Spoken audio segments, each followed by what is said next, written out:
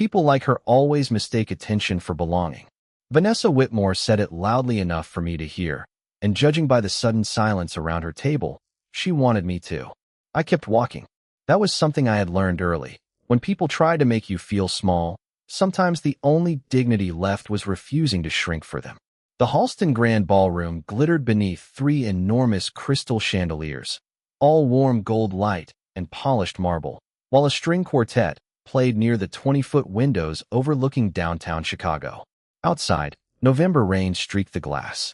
Inside, 500 guests drank champagne beneath ceilings painted with clouds and angels. I was 27 years old, 6 hours into coordinating the biggest charity gala of my career, and my headset had become permanently attached to my right ear. "Claire, table 14 is missing 2 place settings," someone whispered through it. "Already handled. The keynote speaker wants another microphone. Backstage cabinet, second shelf. We have a problem with the dessert delivery." Of course we did. "Give me 60 seconds. I adjusted my navy dress and crossed the ballroom, clipboard tucked against my side. The dress fit my curves instead of hiding them, which had taken me years to stop apologizing for. I had spent most of my 20s learning the strange rules people invented for women built like me. Don't wear that. Don't stand there. Don't take up too much space. Smile when they joke so nobody calls you sensitive. I had become excellent at pretending words didn't land. Then I reached the VIP section. Vanessa Whitmore sat beneath a spray of white roses, elegant in silver silk, surrounded by people whose last names appeared on buildings. Beside her stood Adrian Cole. Even if I hadn't recognized him from the guest list, I would have known he mattered. People changed around him. Backs straightened. Conversations softened. Adrian was 34, CEO of Cole Meridian Group, and famous in Chicago business circles for making decisions without hesitation and expecting everyone else to keep up.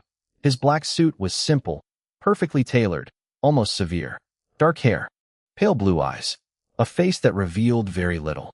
I was checking a place card when Vanessa looked directly at me. Her gaze traveled over my dress before returning to Adrian. "Really?" she said with an amused little laugh. "She's too curvy for you." Someone chuckled. Then another. Heat climbed into my face, but I kept my expression still. I had heard worse. From classmates. From dates. Once, from a saleswoman who suggested I choose something more forgiving. The vocabulary changed. The message never did.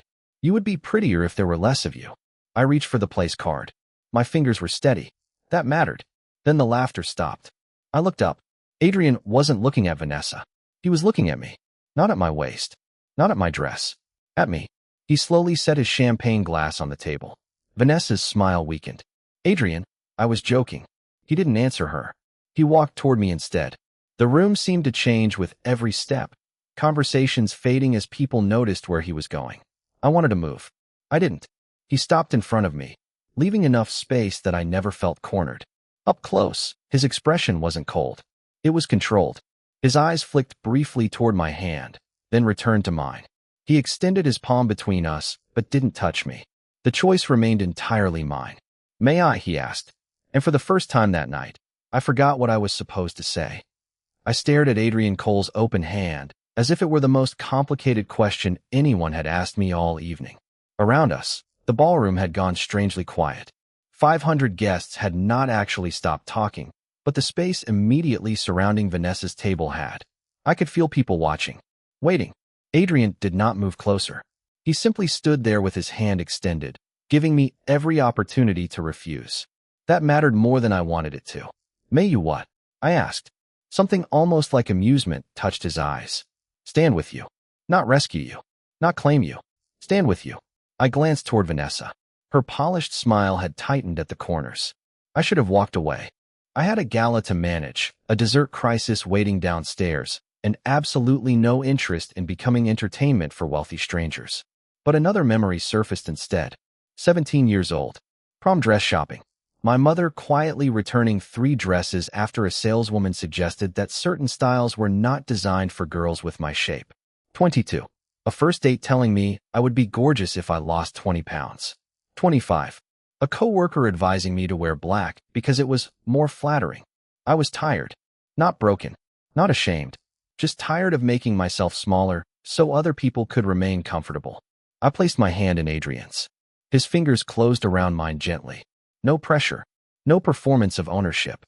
He simply guided me one step closer until we stood side by side. Vanessa gave a short laugh. Adrian, seriously? He looked at her. Completely. I was teasing. Then explained the joke. Her expression changed. It was subtle, but I saw it. So did everyone else. Vanessa lifted her champagne glass. I only meant Claire is not exactly your usual type. Hearing my name from her mouth surprised me. She knew who I was. Adrian glanced at me, then back at her. You seem unusually interested in deciding my type. I am trying to save you from making a statement you will regret. Adrian's voice remained calm. Watch me prove you wrong. Silence. Real silence this time. My heartbeat kicked once against my ribs. Vanessa looked at me as though I had somehow engineered the entire moment. I pulled my hand free. Adrian let go immediately. That surprised me too. Excuse me, I said. I have a ballroom to run. I turned before anyone could answer and walked toward the service corridor without rushing. 10 steps. 15. 20. Only after the ballroom doors closed behind me did I finally breathe. The fluorescent hallway felt almost comforting after all that gold. I pressed both palms against my clipboard. Claire, my assistant's voice crackled through my headset. Desserts are fixed. Are you okay? Perfectly fine. It was a terrible lie. I started toward the freight elevator, trying to understand why I felt angry instead of grateful. Adrian had stopped them from laughing. He had given me a choice. He had even released my hand the second I pulled away. So why did the whole thing bother me? The answer arrived before the elevator did. Because Vanessa had turned my body into a public argument, and Adrian had answered by turning me into his evidence. Maybe his intentions were better. But I was still the object everyone was discussing. The elevator doors opened. I stepped inside and pressed the button for the lower level. Just before the doors closed, a polished black shoe appeared between them. They slid open again. Adrian stood there alone. No entourage. No champagne. No audience. He stepped inside, but remained several feet away. Claire. I looked straight at him. If you came down here expecting me to thank you, Mr. Cole, you are going to be disappointed. For the first time all evening, Adrian looked genuinely caught off guard. Good. I tightened my grip on the clipboard. You did not defend me, I said quietly. You used me to win an argument. Adrian did not answer immediately. The elevator hummed beneath our feet as the numbers above the door changed one by one. 8, 7, 6. I expected irritation. Men like him were probably surrounded by people who turned disagreement into apology before it ever reached their mouths. Instead, he studied me with an expression I could not read. That is what you think I did, he asked. That is exactly what you did. Vanessa insulted you. And you made me part of your response to her. His jaw tightened slightly. I asked permission before I touched you. Yes, you did. I held his gaze. And I appreciated that. But you asked whether you could stand with me. You did not ask whether I wanted to become the centerpiece of whatever history exists between you and Vanessa. The elevator reached the 4th floor. Neither of us moved. Adrian looked toward the closed doors as if my words had presented him with a problem money could not solve. There is no history worth discussing. Then this should be easy. I shifted the clipboard beneath my arm. I am not your revenge, Mr. Cole. I am not your statement. And I am definitely not evidence you can use to prove another woman wrong. The elevator stopped at the lower level. The doors opened onto the service corridor, where banquet carts rolled past beneath bright fluorescent lights. I stepped out. Adrian followed, but he stayed several feet behind me. Claire. I stopped. What? You are right. I turned so quickly my headset cord brushed my cheek. Excuse me. I said you were right. There was no sarcasm in his voice. No reluctant smile. I intended to embarrass Vanessa for what she said. I did not consider that doing so might embarrass you too. That was not the answer I had prepared myself for. Anger was easy when someone fought back. An apology was harder. Well, I said, suddenly aware that I had nothing clever left. Now you know. Now I know. A banquet server hurried between us carrying a tray of coffee cups. Adrian stepped aside without complaint. Something about seeing one of Chicago's most intimidating executives pressed politely against a beige service hallway wall almost made me laugh. Almost. My headset crackled. Claire, the auction coordinator needs you upstairs. I am coming. I started walking. Adrian remained where he was. Good night, Mr. Cole. Adrian. I looked over my shoulder. That is not what your place card says. For half a second, he looked startled. Then he smiled. Not the controlled expression he had worn upstairs. A real smile, brief and unexpectedly warm. "Good night, Claire." I walked away before he could see my own mouth betray me. The next 90 minutes disappeared into work. A missing donor envelope. A projector that refused to cooperate. A guest who insisted his table was too close to the speakers. By midnight, the ballroom had emptied into a glittering battlefield of abandoned napkins and half-finished glasses. I was checking the final vendor invoice when my assistant, Megan, appeared beside me. "You have an admirer. Please do not start." She pointed toward the entrance. Adrian stood near the coat check, speaking to no one, waiting. My stomach tightened. Then his eyes found mine. He gave me a small nod, turned, and walked out without approaching me. No demand. No invitation. Nothing. I should have felt relieved. Instead, I stared at the empty doorway longer than I wanted to admit. 3 days later, my manager placed a new event contract on my desk. Cole Meridian Group. Private corporate dinner. Halston Grand. Requested coordinator, Claire Bennett. I read the final line twice. Then I noticed a handwritten note clipped to the front. One sentence. "This time, you decide whether I get 5 minutes of your time." I read the note one more time before sliding it beneath the contract. 5 minutes. Somehow, Adrian Cole had managed to make 5 minutes sound more dangerous than an entire evening. "You are smiling," Megan said from across my desk. "I am absolutely not." "You absolutely are." I gave her the vendor schedule. "Go bother someone else." The Cole Meridian dinner was scheduled for Friday, for days away. I told myself the request meant nothing. Adrian had seen me manage a difficult gala. Hiring me again was a logical business decision.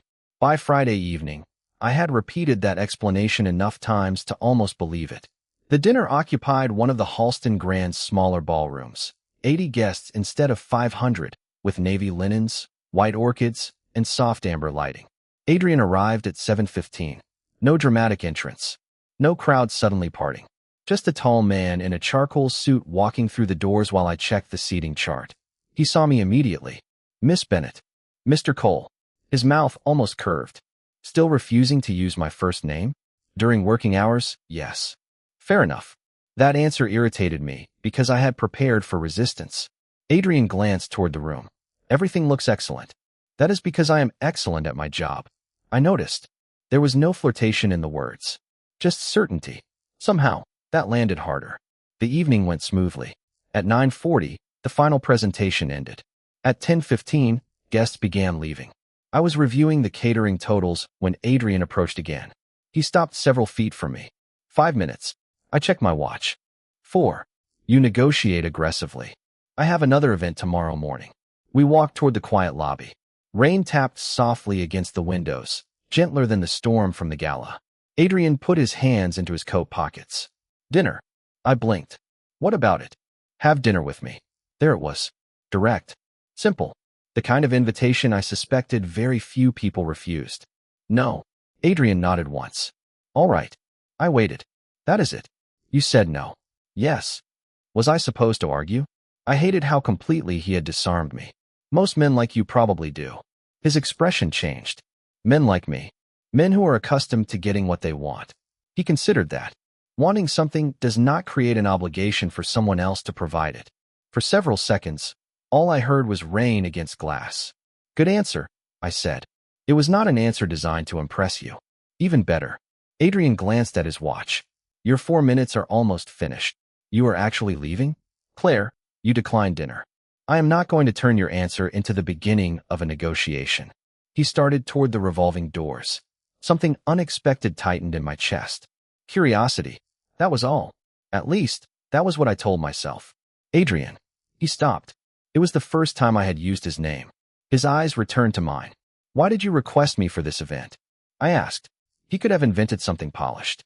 Instead, he said, "Because you told me no one had the right to turn you into a statement. I wanted to see who you were when nobody was watching." My breath caught. And he looked toward the ballroom behind me, where my staff were laughing quietly as they cleared the final tables. "You thanked every server by name. You fixed 3 problems before your clients knew they existed. You gave your assistant credit for work you could have claimed yourself. And you never once checked whether I was watching." He opened the door. Cold Chicago air slipped into the lobby. That answered my question. Then he left. I stood there staring through the glass as his car pulled away from the curb. Megan appeared beside me carrying 2 folders. Did you just turn down Adrian Cole? Yes. And he accepted it? I watched the red taillights disappear into the wet city streets. That, I whispered, is the problem.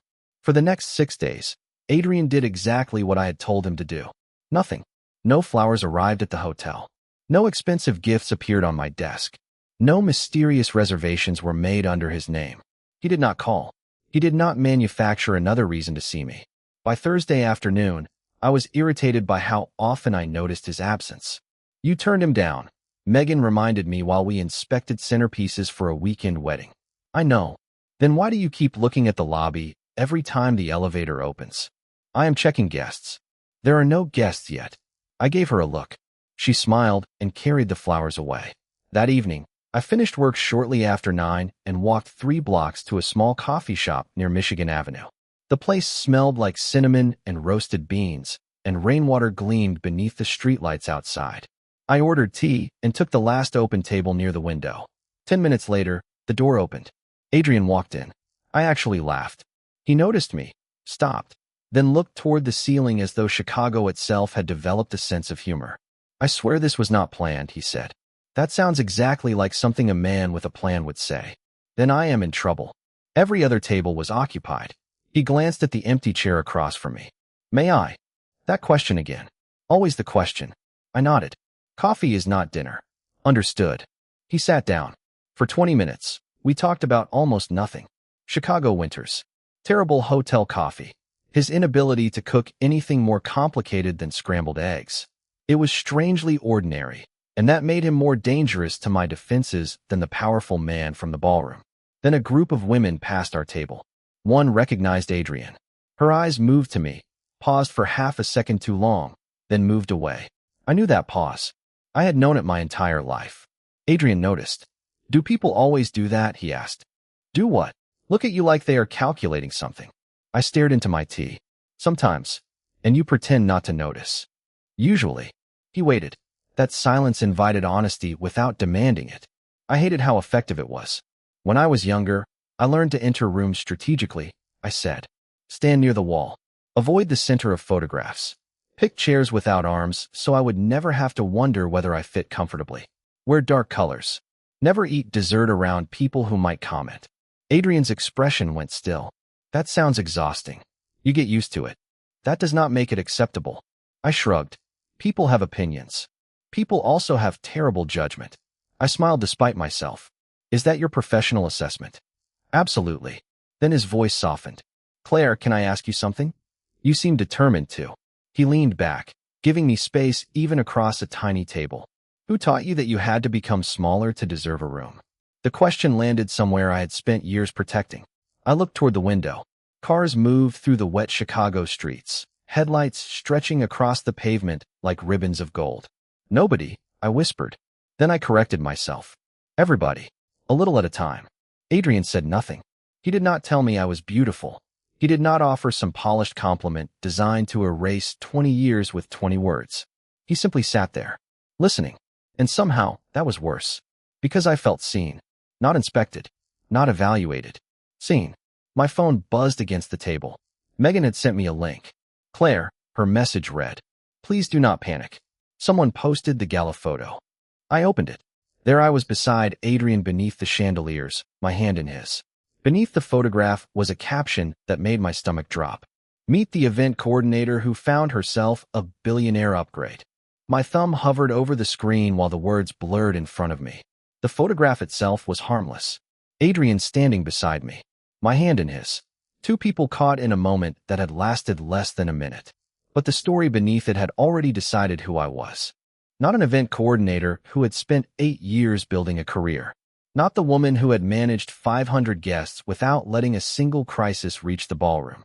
I was a woman who had supposedly found a shortcut. Adrian watched my face. What happened? I turned the phone toward him. His expression changed before he finished reading. The warmth disappeared. In its place came the version of Adrian Cole I had heard about before meeting him. Quiet. Precise. Controlled. He took out his phone. What are you doing? Handling it. How? The photograph came from a private event. I can identify who distributed it, contact the publisher, and have my legal team address the false claims. He was already scrolling through his contacts. Adrian. He looked up. Do not. Claire, they are using your name. I can see that. They are questioning your professional integrity. I can see that too. His jaw tightened. Then why are you asking me to do nothing? I am not asking you to do nothing. I am asking you not to take over. He lowered the phone slowly. I drew a breath. If you make one call and this disappears because Adrian Cole demanded it, what happens tomorrow? Everyone says I needed you to save me. That is not what this is. It will become what this is. My phone buzzed again. Then again. 3 messages from coworkers. One from my manager asking me to come in early. Another link appeared. This one repeated the same photograph with a worse implication, claiming my recent assignment with Cole Meridian had been given because of a personal relationship. My stomach tightened. Adrian read my expression. There is more. Yes. Let me help. You can help by letting me handle my own career. The words came sharper than I intended. He went silent. I expected resistance. Instead, he placed his phone face down on the table. Tell me what you need. That stopped me. Not what should I do. What do you need? I looked back at the article. Something about the language felt deliberate. The references to my job. The mention of the private dinner. Details a random gossip account should not have known. Then I saw a quoted source described as a longtime member of Chicago's charity circle. My mind returned to silver silk beneath chandelier light. Vanessa, I think I know where this started, I said. Adrian's eyes narrowed. So do I. Then do not contact her. Claire, promise me. He leaned back, clearly fighting every instinct that had made him successful. Finally, he nodded. I promise. The next morning, I arrived at the Halston Grand before 7. My manager, Daniel Mercer, was waiting in his office with the hotel's communications director. A printed copy of the article sat between them. Claire, Daniel said carefully, a board member has raised concerns about whether your relationship with a client created a conflict of interest. The phrase relationship with a client felt like an accusation wrapped in corporate language. I sat straighter. There was no relationship when Cole Meridian requested me. Mr. Cole asked me to dinner afterward. I declined. Daniel blinked. You declined? Yes. The communications director looked down at her notes. I continued. My performance records are available. So are client evaluations, event reports, and the original request from Cole Meridian. Judge my work by those. Daniel exhaled slowly. The board wants a formal review Monday morning. Fear moved through me, cold and familiar. For 1 second, I wanted Adrian to make a phone call. 1 second. Then I remembered every room I had ever tried to disappear inside. I stood. Good, I said. Tell the board I will be there. Outside the office, Megan rushed toward me holding her tablet. Claire, you need to see this. On the screen was an email forwarded from an anonymous account. Attached were internal messages discussing exactly when the photograph should be released. At the bottom of one message was a name. Vanessa Whitmore. I stared at it until my fear became something steadier. Print everything, I said. Monday, I am taking my name back. Monday morning arrived with the kind of gray Chicago sky that made 8 o'clock feel like dawn had forgotten to finish. I stood outside the Halston Grand boardroom holding a folder thick with emails, performance reports, client evaluations, and every document I could find that proved my career existed long before Adrian Cole noticed me. My hands were cold. I told myself it was the air conditioning. Claire. I turned.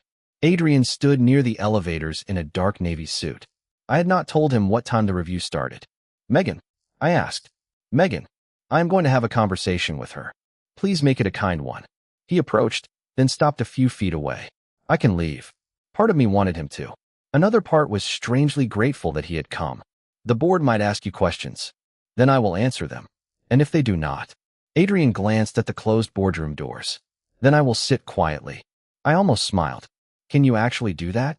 We are about to find out. At 8:15, Daniel opened the doors. 6 board members sat around a long walnut table. The communications director was there. So was Vanessa Whitmore. Of course she was. She wore cream this time, polished and composed, as though anonymous emails had never existed. Adrian took a chair along the back wall. He said nothing. Vanessa looked at him, clearly expecting him to sit beside her. He did not move. Daniel began with careful language about reputation, client boundaries, and public perception. I listened until he finished. Then I opened my folder. Before anyone decides whether I earned my position, I said, I would like my work to enter the conversation. I passed around 8 years of evaluations, 93 major events, 26 returning corporate clients, 3 promotions, letters from charities, wedding families, conference organizers, and hotel executives. Cole Meridian did not create my reputation. It hired me because of it. One board member adjusted his glasses. The concern is whether your personal connection influenced the second contract. Then ask Mr. Cole. Every face turned toward Adrian. He remained seated. I requested Miss Bennett because she managed the charity gala exceptionally well, he said. At the time, she had declined a personal invitation from me. Vanessa shifted in her chair. That proves very little. I looked at her. You are right. She seemed surprised. I placed the printed emails on the table. This proves more.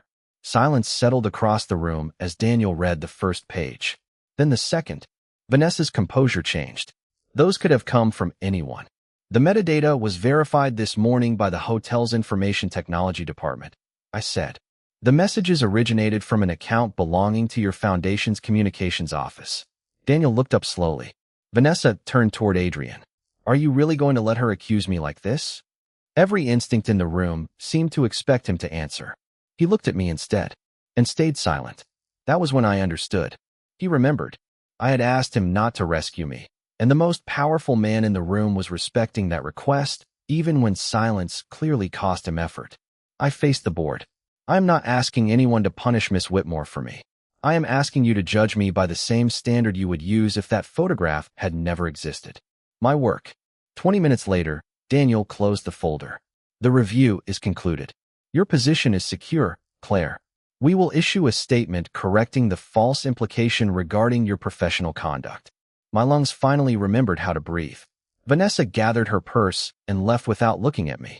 Adrian remained seated until everyone else had gone. Only then did he stand. You did not say anything, I said. You told me not to. That has never stopped you before. I am learning.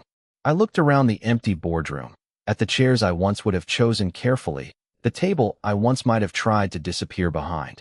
This morning, I had taken the center seat. Adrian noticed where I was looking. How does the room feel now? He asked. I smiled. Exactly my size. For 3 days after the review, my life became almost normal again. Almost. The hotel released its statement. The worst posts disappeared. Clients who mattered called Daniel to say they trusted my work, and Megan celebrated by leaving a blueberry muffin on my desk with a note that said, for the woman who finally took the center seat. Adrian did not call. That should not have surprised me. I had spent weeks teaching him that respect sometimes meant stepping back, and apparently he had learned the lesson better than I expected. By Thursday evening, I was standing alone in the Halston Grand Ballroom, checking measurements for another charity event when I heard footsteps behind me. I did not need to turn around. You walk very quietly for someone who owns half the attention in every room, I said. Adrian stopped beside the nearest table. I was invited. I looked at him. By whom? Daniel. Cole Meridian is considering sponsoring next month's education fundraiser. Convenient. Business can be remarkably convenient. I smiled despite myself. The ballroom was empty except for us, stripped of flowers and champagne and judgment. Just tables, chairs, pale afternoon light, and the faint sound of traffic 20 floors below. Adrian looked toward the place where Vanessa had been sitting that first night. I owe you another apology. You already apologized. Not for that. His eyes returned to mine. When I told Vanessa I would prove her wrong, I thought I was defending you. But somewhere underneath that, I was also defending my right to choose whatever I wanted. I folded my arms. That sounds very much like you. I know. And now, he took a breath. Now I understand that you were never something to choose. The answer settled between us. Weeks earlier, I might have heard rejection in those words. Now I heard something else. Recognition. That is progress, I said. Do I receive a certificate? Absolutely not. His smile appeared, then faded when he saw I was still watching him carefully. I stepped closer, leaving several feet between us. That night, you wanted to prove something to everyone in the ballroom. Yes, you did. Adrian waited. Now prove something harder. His expression sharpened. What? My heartbeat grew louder, but my voice stayed steady. Prove that you can care about someone without controlling what happens next. For once, Adrian had no immediate answer. I continued before courage deserted me. You are good at solving problems. You make calls. You move people. You walk into rooms and everyone adjusts. But I cannot be another outcome you manage. I never wanted you to feel managed. Intent is not the same as impact. He nodded slowly. So what are you asking me to do? That was the difficult part. Because I had grown used to his presence. His questions. His irritating patience. The way he listened when silence would have been easier to fill. Nothing, I said. His face changed. Nothing. No invitations. No convenient contracts. No waiting in hotel lobbies. Give me enough space to know whether I am moving toward you because I want to, not because you made yourself impossible to avoid.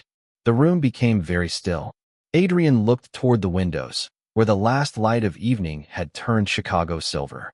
Then he reached into his coat and removed something. For one ridiculous second, I wondered what dramatic gesture was coming. It was only his business card. He placed it on the nearest table. My personal number is on the back. I stared at it. That is your solution? No. He stepped away. It is your choice. He walked toward the doors. Every part of me expected him to turn around. He did not. At the threshold, he paused without facing me. For what it is worth, Claire, I hope you choose me. But I will respect you if you do not. Then he left. I stood alone beneath the quiet chandeliers, staring at the small white card on the table. I did not pick it up. Not immediately. I finished measuring the room. Checked the lighting plan. Sent 2 emails. Packed my clipboard into my bag. Only then did I return to the table. I turned the card over. Beneath his number, Adrian had written 6 words by hand. Only if the answer is yours. I kept Adrian's card in my wallet for 23 days. I did not call him. Not the first night, when I lay awake replaying his final words. Not the following week, when Megan asked whether Chicago's most patient billionaire had disappeared forever. Not even when Cole Meridian officially approved the sponsorship for our education fundraiser, and every detail came through Adrian's staff without a single personal message from him. He had done exactly what I asked. He gave me space. The strange thing about space is that once nobody is forcing you to fill it, you discover what you actually want. 3 weeks later, the Halston Grand Ballroom glittered again beneath those same chandeliers. White orchids lined the tables. A jazz trio played near the windows. Nearly 400 guests filled the room, and for once, I was not hiding behind a clipboard. The fundraiser had ended successfully. My staff had everything under control. I wore an emerald green dress I had almost talked myself out of buying because it drew attention instead of avoiding it. Then I remembered the woman who used to choose black so nobody would look too long. I bought the green. I wore it without apology. You have been staring at the west windows for 5 minutes, Megan whispered. I am checking the lighting. The event is over, Claire. Go away. She laughed and disappeared into the crowd. I looked toward the windows again. Adrian stood there alone. He had arrived 40 minutes earlier, greeted the foundation directors, spoken with Daniel, and never once approached me. He had seen me. I knew because our eyes had met across the ballroom. He had simply nodded and continued his conversation. Respect could be incredibly frustrating. I reached into my clutch and touched the edge of his card. Then I stopped. I did not need it anymore. I knew where he was. So I crossed the ballroom. Not along the wall. Not behind the tables. Straight through the center. Adrian noticed me when I was about 10 feet away. His expression remained controlled, but something warmer appeared in his eyes. Miss Bennett. Mr. Cole. Successful evening. Very. Silence settled between us. He did not reach for me. He did not ask whether I had made a decision. He waited. I stepped into the empty space beside him. You are surprisingly good at doing nothing, I said. It has been the most difficult assignment of my professional life. I laughed. I believe you. Before he could say more, Daniel approached with 2 donors. One of them, an older man I recognized from the hotel board, smiled at Adrian and then at me. So this is the woman you chose. Months ago, that sentence would have made me shrink. This time I smiled. Actually, I said, I chose him. Adrian turned toward me. For once, the man who always seemed prepared for everything had absolutely nothing to say. The donor laughed softly and moved on with Daniel. Adrian remained silent. You look surprised, I said. I am trying very hard not to ruin this moment by saying the wrong thing. More progress. Claire. My name sounded different when he said it now. Not like a question. Not like a claim. Just my name. Are you sure? I thought about every room I had entered sideways. Every photograph I had avoided. Every joke I had swallowed because answering seemed harder than disappearing. Then I looked around the ballroom. Nobody had become kinder overnight. People would still judge, whisper, calculate, but their opinions no longer determined how much space I deserved. Yes, I said. Dinner. Adrian smiled. Dinner. One dinner. I understand. And I picked the restaurant. His smile widened. Naturally. He offered his hand. Nothing more. The same gesture he had made the first night. This time there was no audience waiting for an answer that mattered. I placed my hand in his because I wanted to. He could silence a ballroom with his name. But loving me would teach him something power never could. When to stay quiet, leave space, and let me speak for myself.